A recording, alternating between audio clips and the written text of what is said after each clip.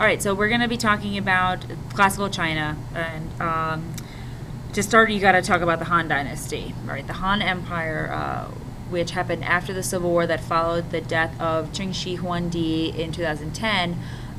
In the Qing Dynasty. And this civil war was when the peasants rebelled over years of taxes, harsh labor, and a severe punish system. China was reunited under the rule of Liu Bang in the Han Dynasty, which was divided into two major parts. In two different periods of time. The former Han, which was from 206 BC to 9 AD, and later Han, which is 25 AD to 220 AD, right? So the boundaries established by the Qin dynasty and maintained by the Han have more or less defined the nation of China up to the present day. The western capital in Shang is in present-day Shaanxi province, and it's one of the largest cities in the ancient world. If you can guess, Rome was the other one. All right, so there's two leaders, Liu Bang and Wu Di. So Liu Bang, who founded the dynasty, his first goal was to establish his power by destroying his rivals. He followed the establishment of centralized government, in which the central authority controls the running of the state, and separated himself from legalism, which is one of the Chinese philosophies that we'll discuss on Friday. But Liu Bang was succeeded by his son, who was under the guardianship of his mother, Empress Wu, and who seized power with the help of some of her influential friends in court. And so what you see in this is an example of the corruption and misguidance that it took to govern, because she continually kept appointing infants to power, all the while keeping control over the throne herself. So, we see how this misguidance, when it took to govern, and how the emperors and empresses were so occupied with maintaining their power, they couldn't prove efficiently. So, Liu Bang dies, his son takes over, Empress Liu comes in, and now you have Emperor Wu Di, who is the great-grandson of Liu Bang, who takes power. And during this time, poetry, literature, and philosophy flourished during his reign. One thing is that Wu Di is known as the martial emperor because of his warlike methods in expanding the empire. Wu Di's first enemies were the Zhuangdu, who lived in the north and were exceptional horseback riders and skilled at archery. So Wu Di did not follow the earlier Han emperors by offering them gifts to appease their continuous raids, which never worked, by the way. So he sent 100,000 soldiers to fight them and befriended all of their enemies. So under Wu Di, China regained control of territories first conquered by the Qin dynasty in southern China and in northern parts of present-day Vietnam. New commanderies were established in Korea, and contacts were made with the western regions of Central Asia. All right. Wu Di also expanded his control all the way into the Taklamakan Desert, where it had access to great trade routes running north and south.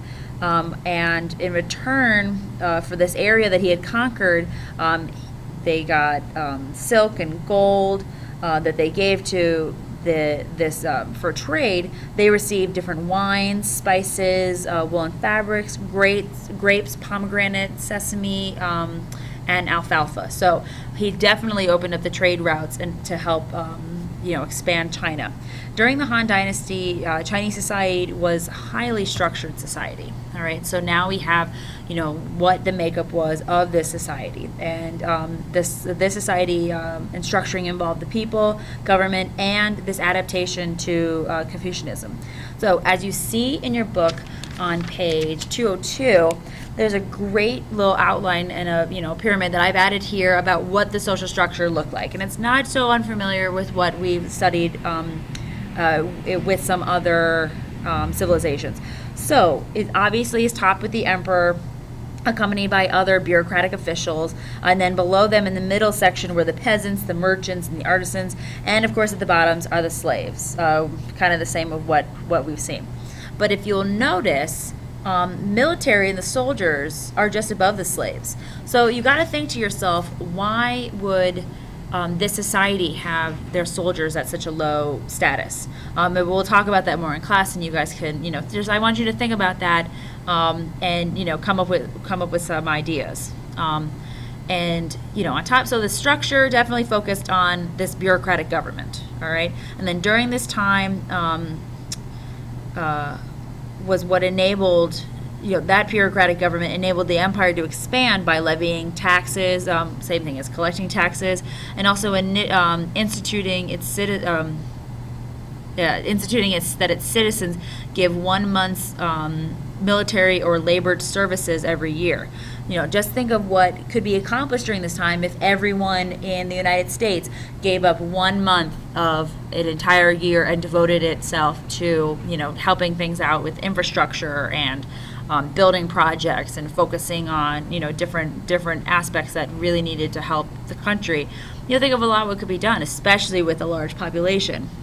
So another thing that Wu Di did was he established Confucianism, which again we'll talk about on Friday, and he places as the basis for correct official and individual conduct and for the educational curriculum, along with his idea of civil service initiatives. The reliance of the bureaucracy on members of a highly educated class grounded the Confucian writings and other classics defining China's statecraft for many centuries. All right, so the structure that we see, it continues over a long period of time. All right, another thing that the Han Dynasty is known for is its innovations. All right, so in the 400 years of the Han Dynasty, there was a wellspring of innovation and advancements. All right, and a couple of them are the compass, rudders, the crossbow, and paper. So funny thing about the compass is that you would think that it would help you with directions, but actually the Chinese saw it as a way for a tool to help make sure that the temples that they were building were properly aligned and that they were in a sacred alignment. So instead of just saying, hey, this way is north, they used it to make sure that their religious relics were in order. They put efficient rudders on ships, back when Romans and other barbarians were still steering with a big paddle in the water in the back of the boat. So they had the rudder, and they thought of it. Romans didn't. Kind of funny. They came up with a crossbow, which during the time was a serious weapon. All right, you were able. It was powerful. It was efficient. Definitely different than throwing a spear or just shooting an arrow by hand. And then they made the world's first paper, which may seem trivial until you consider what the world would have been like without it. All right, so just as you're thinking, all of the books that you read, I know that they're pretty much on tablets now, but everything would have been on silk. Now, how much of a pain is that to think about? All right, so moving on to agriculture or commerce, which one is better? All right, so with its 60 million people, the Han Dynasty understood that agriculture would become its bread and butter, making it the foundation of the world. All right, but long-distance trade played a major role in the cultural, religious, and artistic exchanges that took place between the major centers of a civilization in Europe and Asia during this antiquitous time.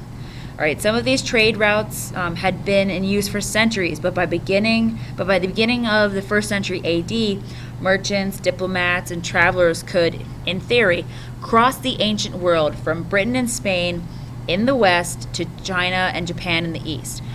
Trade routes served principally as transferring raw materials, foodstuffs, luxury goods from areas with surpluses to others where they were in short supply.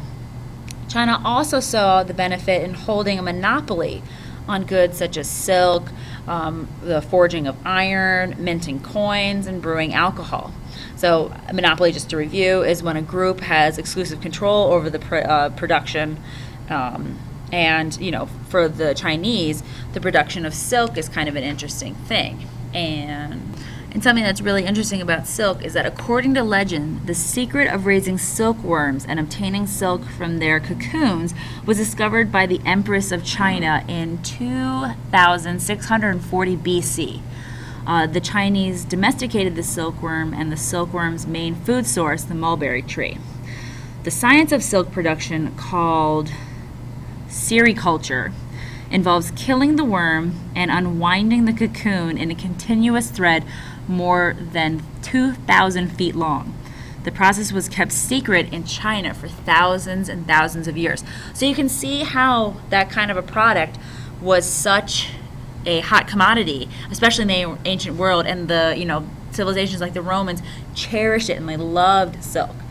All right, so the goods that were on these trade routes, the goods were transported over vast distances, either by pack animals overland, or by seagoing ships along the silk, and spice routes, which we know now, which were the main arteries in contact between the different various worlds within the ancient world. All right, so with this expansion, the government encouraged assimilation, which was encouraging Chinese people to move to newly colonized areas and promoting them to intermarry with locals, making the Conquered people part of the Chinese culture. And one person who helped do that and what they did was they started writing down their histories. All right, so this guy named Sima Xian, who was the grand historian of China, compiled a history of China from ancient dynasties to the Wudi. All right, so Sima Shenin, he grew up in the court of the emperor, where his father was a grand historian. The title is sometimes translated as astronomer royal, since the post also involved making astronomical observations and reforming the calendar. He took over the post when his father died in 107 BC, and he was devoted to presenting the truth and incorporated many of the historical records word for word. He began composing records of the grand historian in 104 BC and didn't complete it for 13 years. All right, so this monumental book included 130 chapters that trace the development of China to his own time. So huge revelation for the Chinese. All right, and through these histories, we saw a lot about the lives of women throughout the civilization and how they contributed to society. So without this, we would never have known. All right, so how did the Han Dynasty fall exactly? Because we know that it's not around today. All right, so the economic imbalance caused by the inequality between the rich and the poor led to the poor to be taken advantage of by the rich or the upper class. All right, landowning became a huge issue as plots of lands were divided amongst heirs. And if you couldn't afford to buy new land to grow your plot, then you had to borrow from a corrupt system controlled by the wealthy. The dynasty fell to Wang Nang, who was a member of the court and tried to reform the empire by printing new money, collecting land from the wealthy to distribute it to the poor, and this disrupted the economy.